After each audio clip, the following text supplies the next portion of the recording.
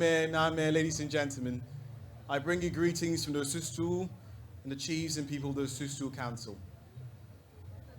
I wish you God's blessings for a day like this, where we all get to celebrate the new year. My New Year message is quite simple. It's threefold. The first part concerns peace and unity. There is not a single group or country or state that can develop without peace and unity. The strife we may have amongst ourselves is nothing compared to what we can achieve if we come together. If we realize that there's power in our potential to come together as one people, there's so much we can do. I also want to congratulate the young people from the schools who participated in the science competition. Their work and their constant tireless efforts does not go unnoticed. And to the teachers and the staff who help them every day, I say congratulations and thank you very much.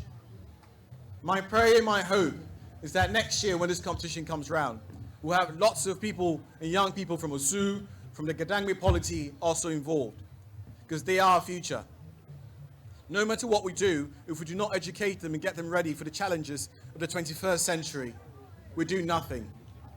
So it is up to me and up to you and up to all of us as collective stakeholders to join together to ensure that our young children are educated and prepared for the challenges of the 21st century and beyond. I know for a fact that if we're able to do this, Osu will have a future, Ga Adowa will have a future, Ghana will have a future, and that's what we all pray for. My last words to you is to wish you peace, wish you the blessings of the Almighty to be upon you, that the strength and wisdom and courage of our ancestors will also be added to you. That anything you wish for this year, which is towards the goodness of Osu, towards the goodness of the Ga Adowa state, and towards the goodness of Ghana, comes to pass. The Lord bless you and the Lord keep you. Thank you very much.